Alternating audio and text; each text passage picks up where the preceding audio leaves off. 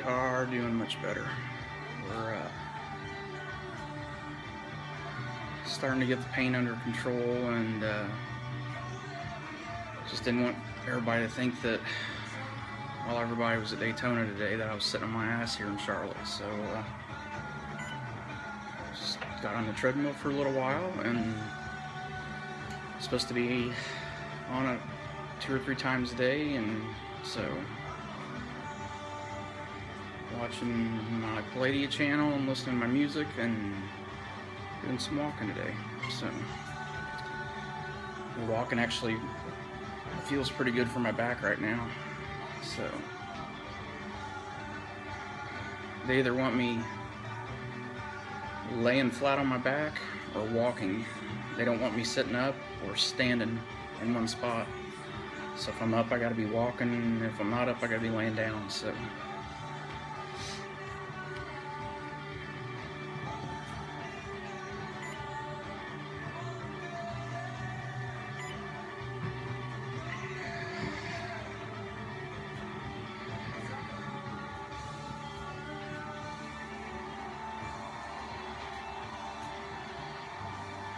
I wouldn't say poor baby. We've been through a lot worse than this. This is just another bump in the road.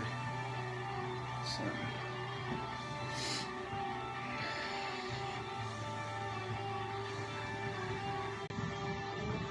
no, I've got a brace, but I'm only supposed to wear it, or I only have to wear it when I'm riding in a car. So like right now, I'm not wearing a brace, and laying around, I don't wear a brace, but if I go ride somewhere, then put the brace on. So.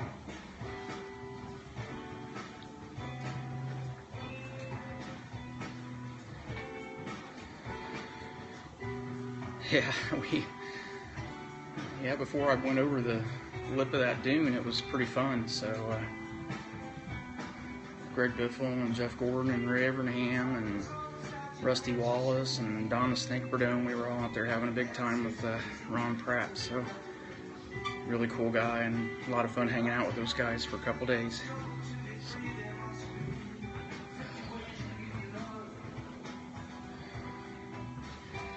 I didn't hit the wrong dune, I just went over one and just nose planted into the bottom of it. It was about 20-25 foot drop.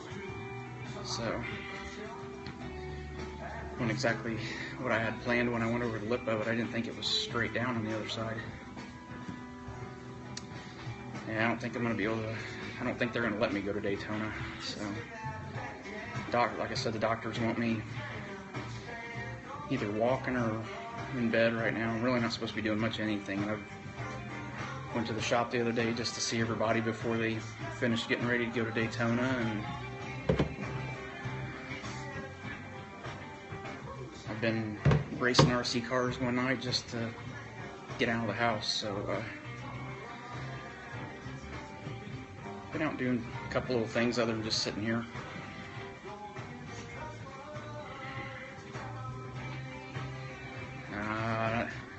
I think this is just a missed deal at Daytona, so I don't think you'll see us there next year, but in a whole different role. So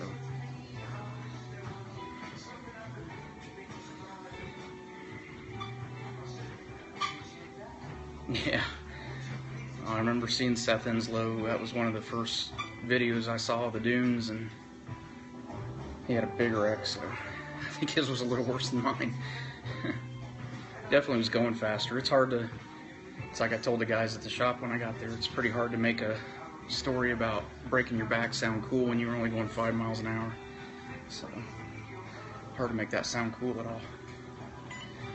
But I've never been hurt so bad running 5 miles an hour in my life though. So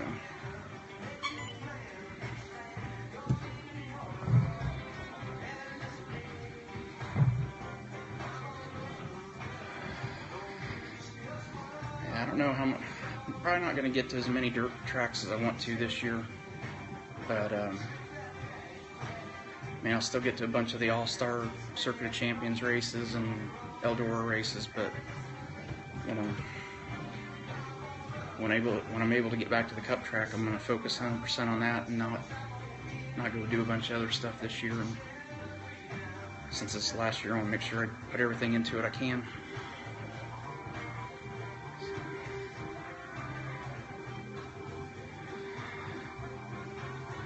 Yeah, I'm real confident with Brian in it.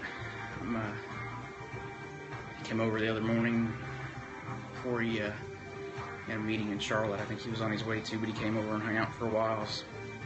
It's pretty cool to see how excited he is about getting back in a car too. So he definitely deserves to be in a good car. He's a good guy. He's a good race car driver, and you know, he had circumstances like mine. They're just out of your control, and I put him out. And so it's nice to be able to take something negative on my side and be able to do something positive for somebody else with it. I think he'll do a good job for us down there. What have I been doing to stay busy? Not much. Watching a lot of TV, unfortunately.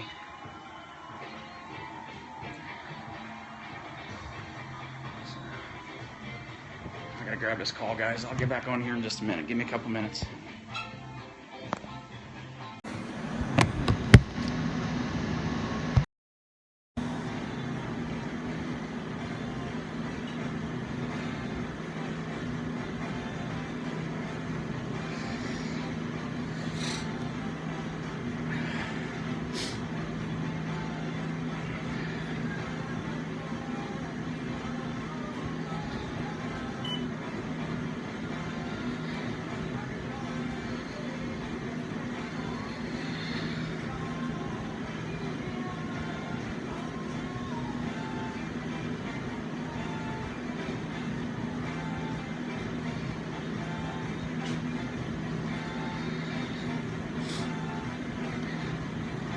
Shots kicked their ass last night. It was flying.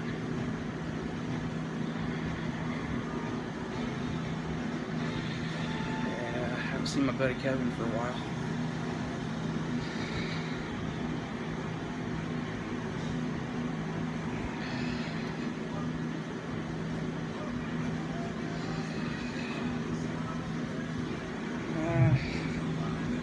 I was walking on the treadmill. I was walking 2 miles. I mean, this is before I got hurt. I was walking at like 3.9 mile an hour, or whatever the pace is. I guess that's what it's measured in, mile an hour. But I was walking 2 miles in 32 minutes on 2 degrees of incline the whole way. So no Carl Edwards or Mark Martin or any of those other guys, but working on it. Lost a bunch of weight, so just trying to keep going with it. So, 3.9 before I got hurt, and this is the first time I've been on the treadmill. We're at 2.0 right now, so that's not bad for having a hurt back, I guess.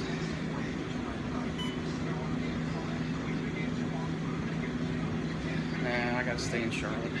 The same guy that did my rehab is the same guy that's doing my rehab, or going to be doing my rehab again, is the same guy that did my leg, and the same guy that got Kyle Busch up and going again last year. So we really like him, and stay with somebody that we know and trust.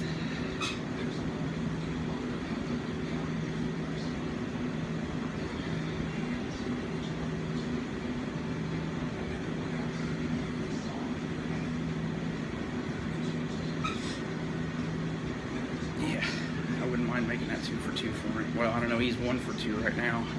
He got me healed and I didn't do much for him, but Kyle made up for it.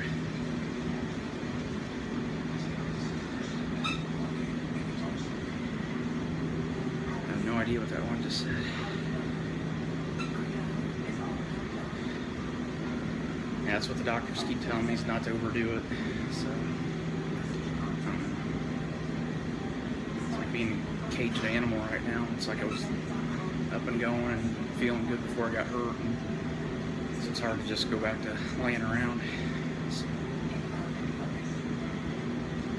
Trust me, when I've had enough, my back tells me. So it's pretty. You gotta remember, I've been through a leg injury. I had a decompression fracture back in 2000 in my back. So when it comes to my body, it'll definitely tell me when it's had enough. So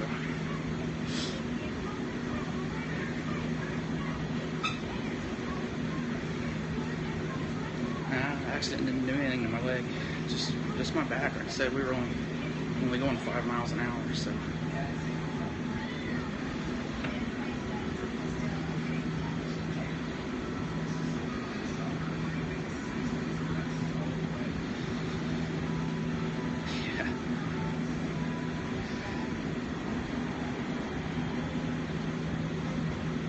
Yeah, I was joking around with somebody the other day and told them we need an exorcism.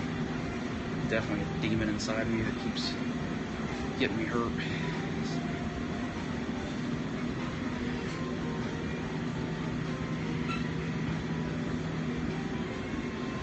I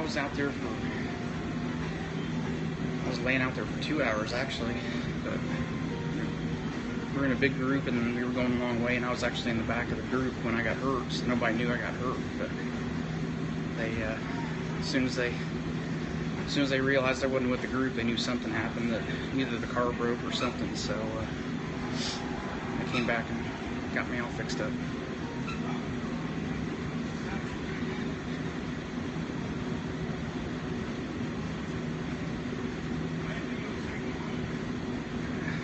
I think we've had a lot of good things happen. I don't know that we're due for good things. I'd just be happy to not have bad things.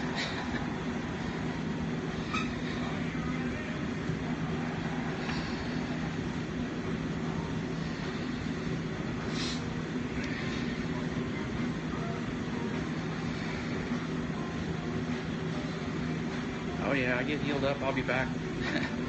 I told him, I said, they better not take me off the list to go back to that trip next year, so they're fun. Does he need me? Doesn't need me? Or? What's he doing? Tell him to come up. He came to just see us, tell him to come up.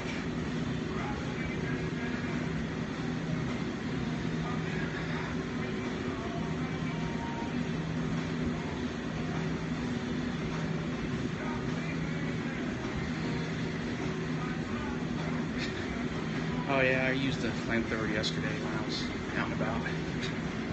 No, I haven't been home. Have not been home during the off season, so.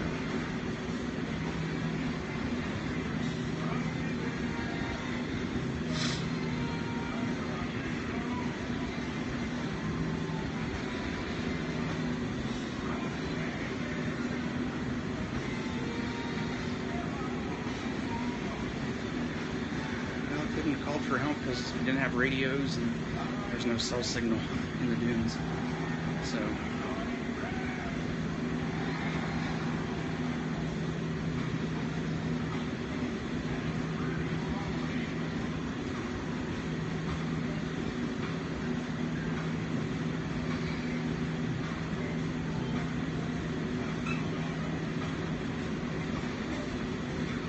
I'll try to. Boring walking on a treadmill. You can only watch so much on TV, and so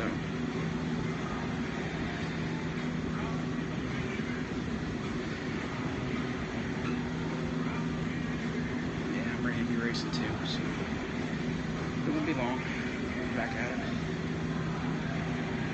I'm in North Carolina.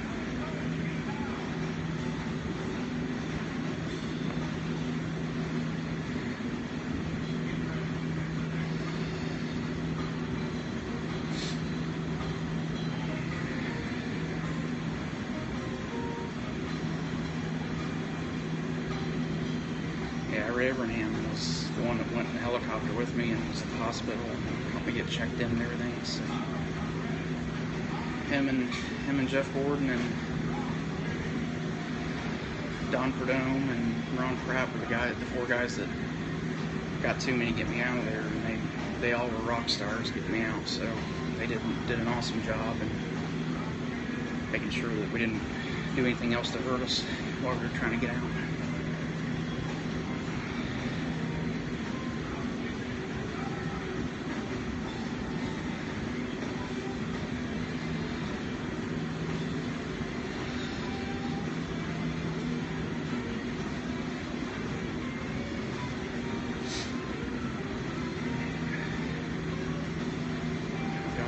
Bubba years and years and years ago. I don't know if I met him at Chili Bowl or if I met him when we were down at, I think I might have met him at Volusia. We were down there at Daniel Sosky.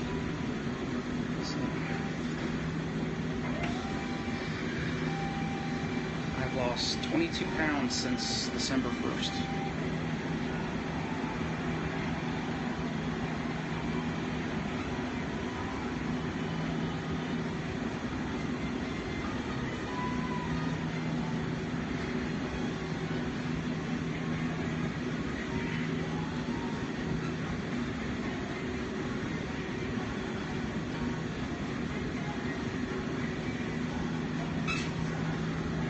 I'd like to say that I lost 22 pounds honestly, but I think when we got hurt, we lost 10 pounds when we got hurt, so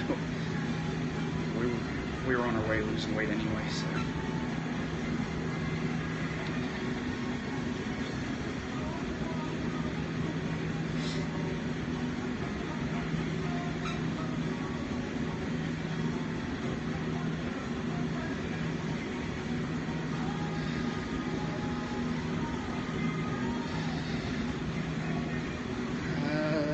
Surgery-wise, I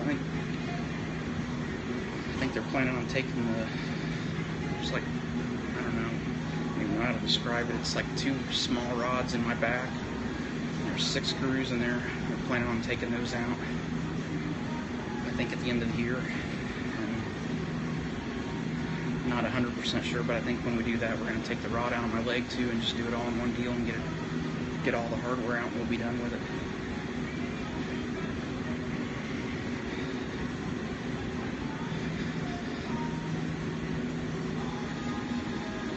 Yeah, no kidding.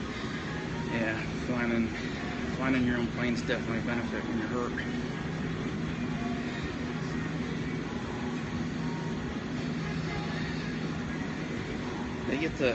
They get the scoring tower and everything rebuilt after it burnt down at short track.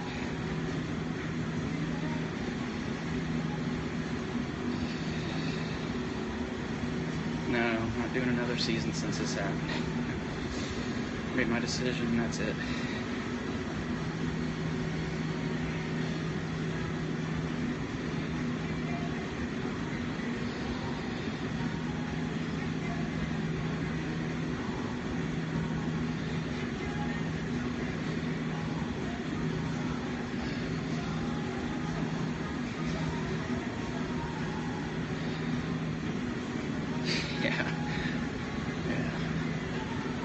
Yeah, if I have to go through a scan deal right now, it goes off, lights up like a Christmas tree.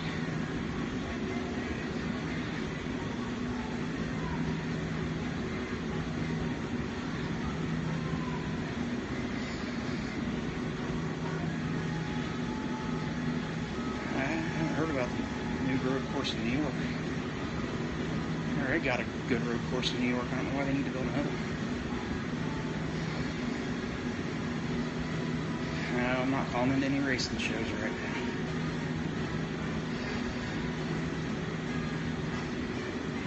Yeah, after this year's over, I'm gonna go back and play. Start racing other stuff again.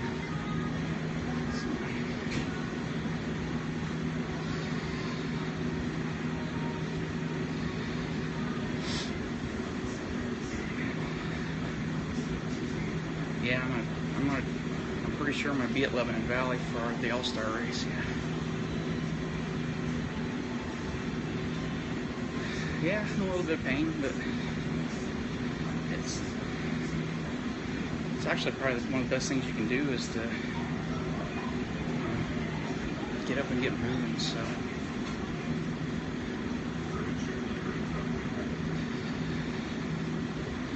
Jeff Gordon should not feel guilty for inviting me, because it wasn't his fault the accident happened, but it shows you what kind of person Jeff is and that he cared so much. I mean, he's checked on me almost every day since the wreck happened, so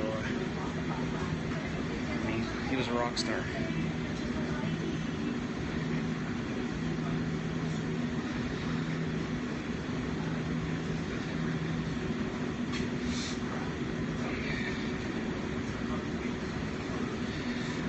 No IndyCar races. Yeah, Rolex would be cool. What's up, Cletus? Cruising. Shoes on. Be careful what you're saying there. There's only 1,600 people listening to you. I mean, you can say fuck if you want. I mean, it's not like you're gonna get fined for it, but I guess if your manager says a bad word, you can't, and you say it behind him, you can't get in any trouble if your manager did it first.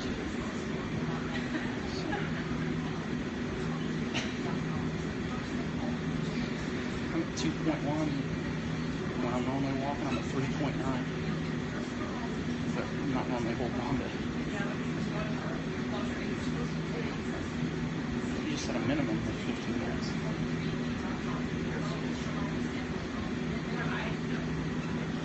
Yeah, you need a release.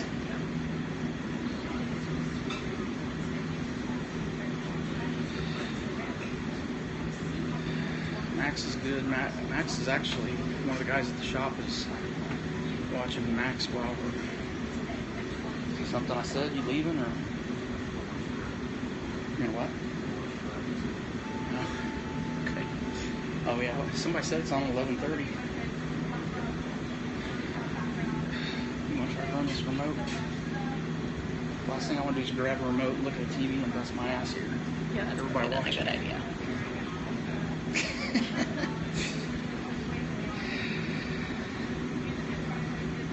Yeah, I think we're trying to find the Fox. Yeah, like you said, 11:30. So I guess they're doing a press conference at Daytona. Zippy and Brett Fruit, who's our CFO and everything.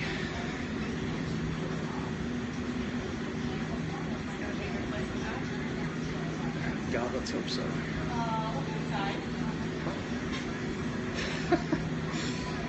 Check this out.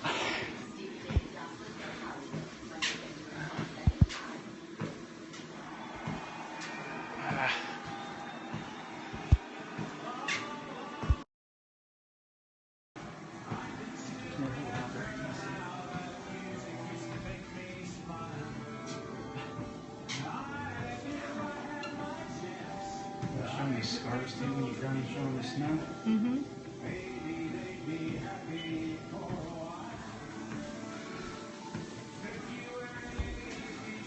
Ready?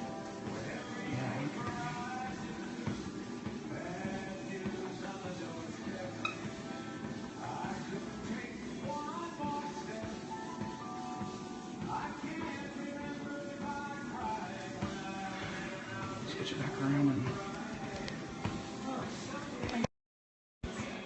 well, if you can find it.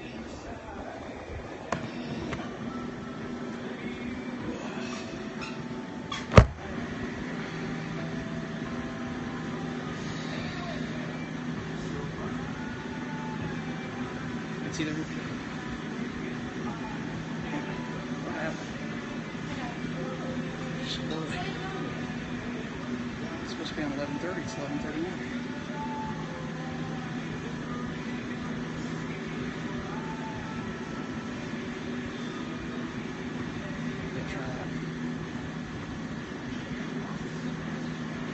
Nope, try 6:18.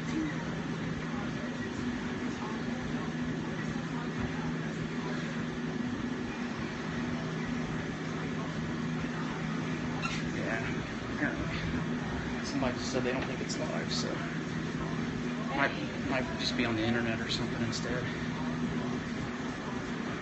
Yeah, that's exactly what I got. I got 2 rods with 3 screws in each rod. So basically is 2 rods go on each side, and it basically goes up to a vertebrae above the damaged one and one below it, and holds all 3 of them together. So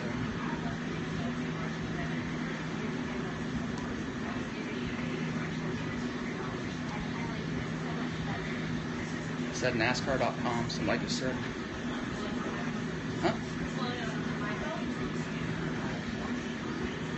Somebody said Sirius Radio. Yeah, we'll drive with the rods in for the rest of the year. Can you put the channel back on? If we're not going to be on 572. it's still snowing.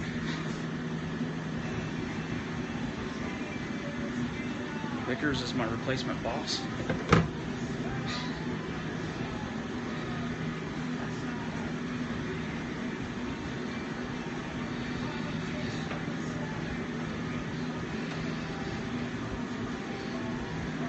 I don't know what I'm doing for Chili Bowl next year.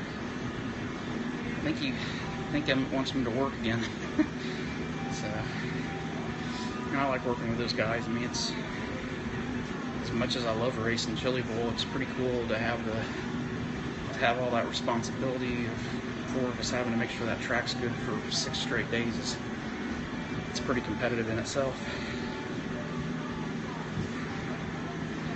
I didn't see any deer this year. I went on vacation and disappeared for 41 days with no phone and no computer. I went off the grid and just took a nice relaxing vacation. So.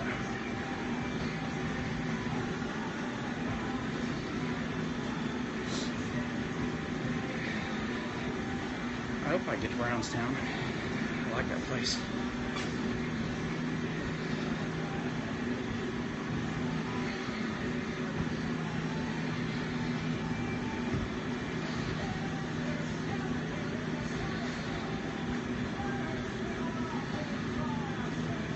Yeah, I don't have Xbox or PlayStation. Used to back in the day.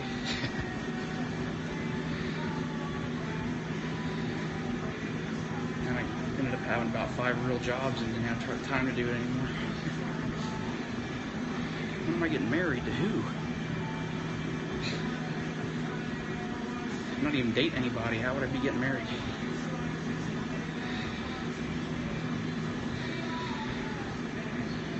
Yeah, a lot of problems with back spasms actually. That's probably one of the biggest things is just trying to get the muscles to relax to where you can rest, and I can't even go to sleep at night until they relax. If they're all stowed up, it's hard to do anything.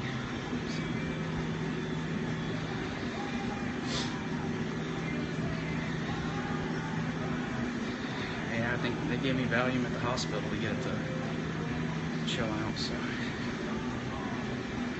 I got you. They got it planned downstairs. So it's either hang out with you guys or listen to the press conference. So got a TENS unit yesterday, and it's actually in the works for when I get off this thing. We're going to plug it up and see what happens.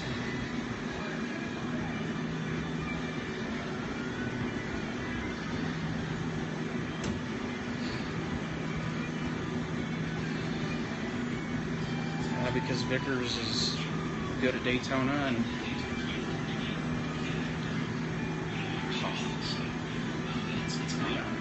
and I couldn't be with a better group of guys and team and car. I've definitely got to thank everyone on the stage for helping me get here. Everyone at Stewart-Haas Racing, Gene Haas, and everyone, Tony Stewart, for wanting me to go in this car. And it goes without saying, obviously, Bass Pro Shops and Mobile One for allowing me to sit in this seat. I mean, it's a big seat to fill, but I'm gonna do my best. We'll go with Kenny, Lee, and then Jim. Kenny Bruce from NASCAR.com. For Brent and/or Greg, with we hear drivers talk about the unlimited and what you can and can't learn in that, whether it's valuable or not, the dangers of tearing up a car, the dangers of getting injured. What was the reasoning behind going forward with putting Brian in the car for that, and instead of just focusing solely on the 500? Well, I mean, anytime you have an opportunity to race, we're going to take it. I mean, we're competitors as a group. Gives Brian an opportunity to get back in the seat. Gives Mike an opportunity to work with Brian. Gets our crews and everybody to gel. We've had a lot of changes, but first and foremost, we come here to win as a group. So it gives us our best chances to put Brian in the 14 car, and we had that opportunity to run. So we certainly, why wouldn't we? Regular sponsorship concerns? Not necessarily. No, as Zippy said, it was getting seat time, getting our new crew together, and having the opportunity to go out and win. Lee? SpencerMotorsport.com. Brian, we've seen you on Xarelto commercials more than we've seen you at the racetrack. But are you still associated with Xarelto? Do you still have to do maintenance? And, what do your blood levels have to look like to be deemed safe enough for you to race? So, I'm very proud of my partnership with as you mentioned, Jansen Xarelto. It's really a focus around bringing awareness to blood clots, something unfortunately I've had to deal with for a long time. That partnership is still in place, and I'm proud of that. We're raising awareness a lot of different ways, particularly this coming next month, March, Blood Clot Awareness Month. As far as my personal medical situation is I've worked with, as I said earlier, I've worked with my physicians extensively, some of the best guys in the world. The guy that I've worked with for some time now, Dr. Moll, along with many others, Dr. Frank Peacock and several other guys. I spent some time at the World Hematology Conference last summer working with them on some solutions, but I've worked extensively with them to find the right solution for me to keep me safe, in the car and out of the car. We'll go with Jim, and then over in the corner with Stan. JimMotorsport.com. A quick question for Zippy and for Mike. Zippy, if you could just kind of talk a little bit more about how you guys settled on Brian to begin with, unlimited or 500. Yeah, obviously when you're in a situation, you look at who's the best candidate, who has experience. We looked at his record from restrictor plate races. We looked at everybody that was available, and we talked to Tony, and we felt like Brian was would fit our group the best. We've got Billy that has worked with him. We've got Rodney who has worked with him, spoke very highly of him. Obviously, we've raced against him. We know he's a good competitor, and we just looked at what was our best chances to perform here at Speed Weeks. And for Mike, you obviously starting off as a Cup crew chief, we're planning to start with Tony on his last year. 2 weeks before you're going to start, you get thrown this. Can you talk a little bit about what the preparation has been and how the rest of the organization has kind of helped you get to today?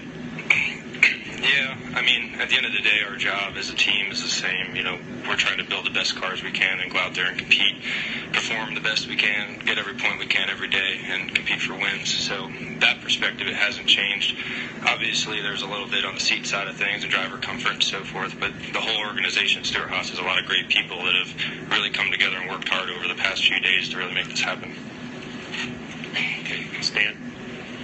Yeah, Stan Craigmore with RPMTonight.com. Mike, kind of a similar question, but how much conversation have you had with your new driver to make sure that you all are really close together in what you need to do?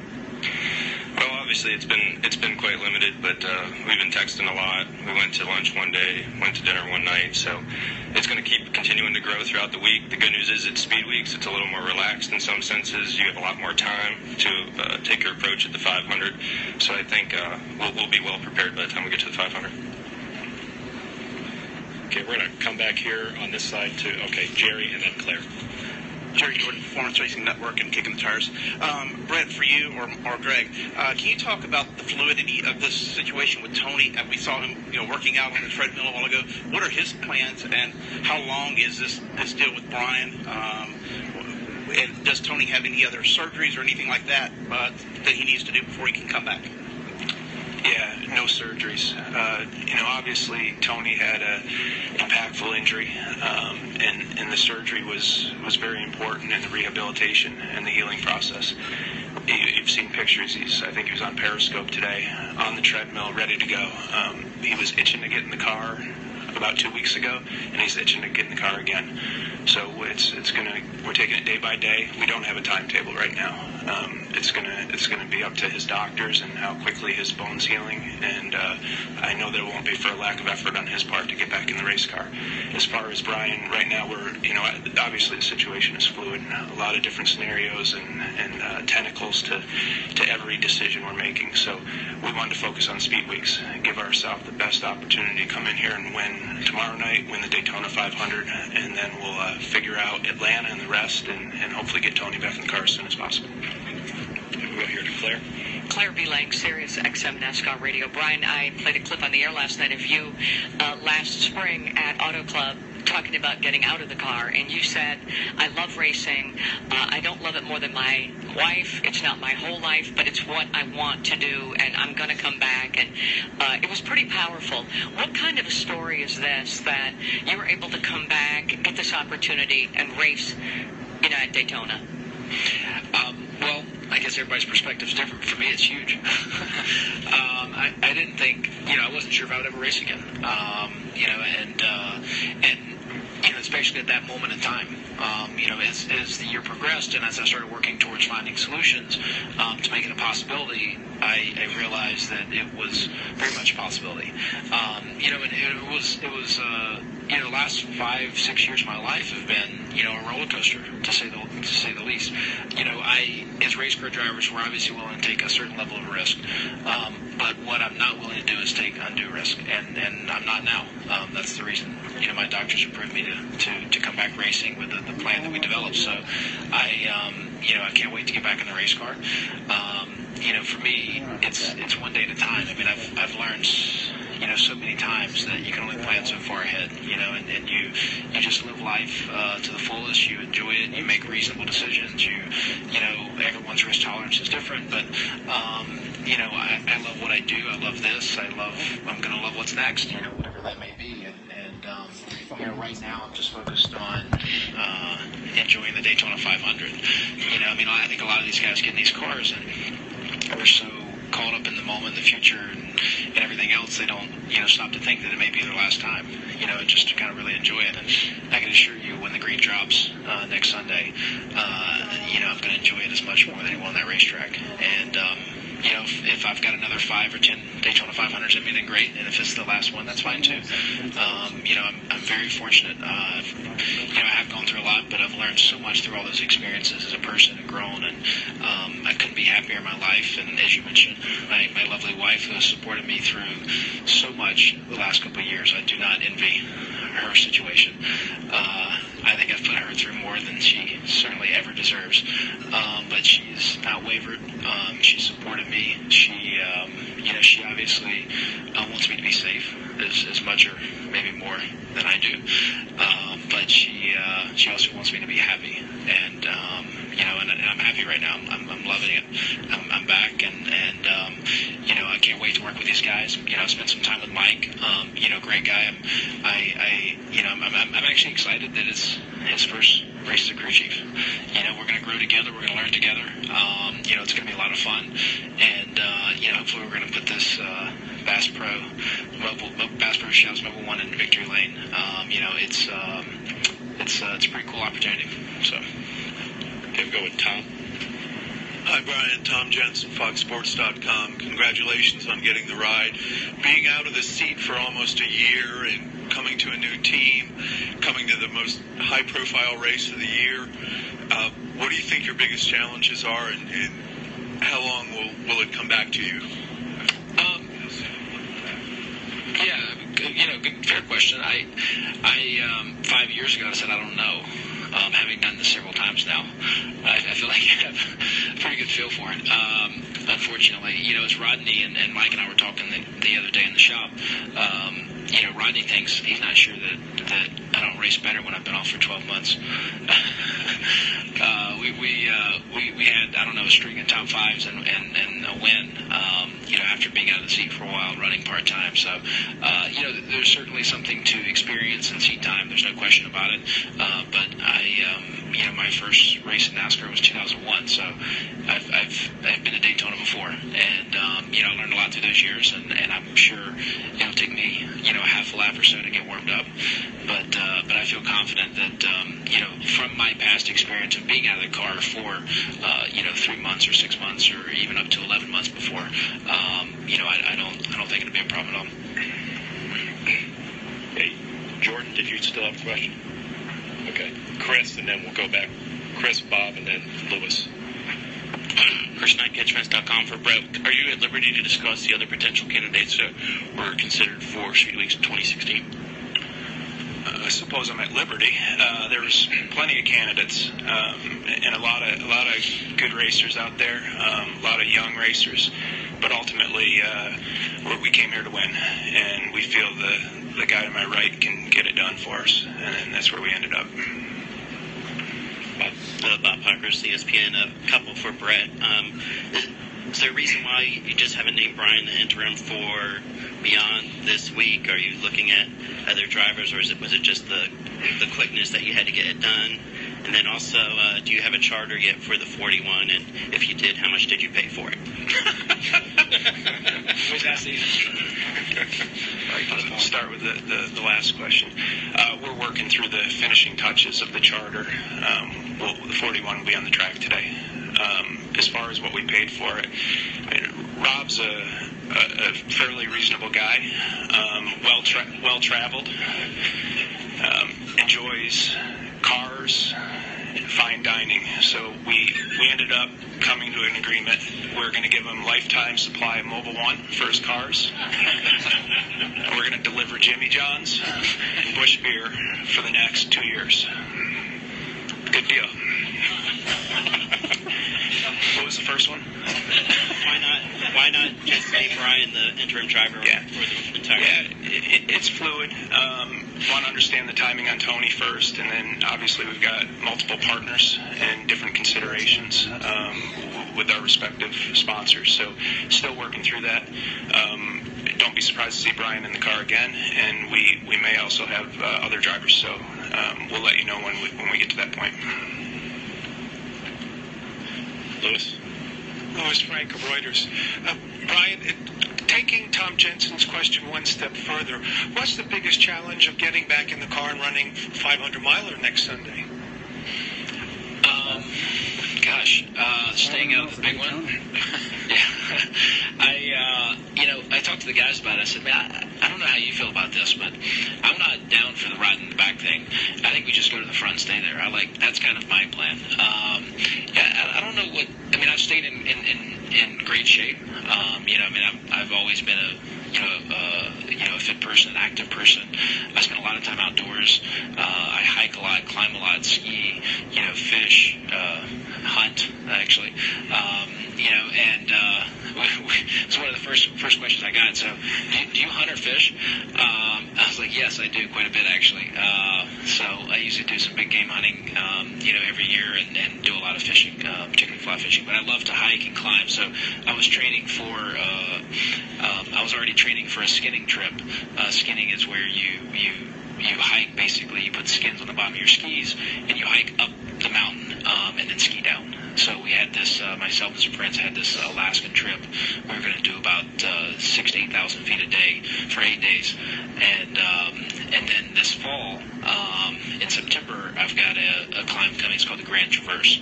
And it's in Jackson Hole, Wyoming. And you climb / hike all 10 peaks in the Grand Teton chain in 3 days. So I feel pretty good about the fitness level, getting in the car. All right, guys, I got a phone call at 1 o'clock, noon. So I gotta go do that, and I'm gonna try to watch into this press conference. So I'll talk to you guys soon. Thanks. But I find it highly unlikely. I feel very comfortable in a car. I've been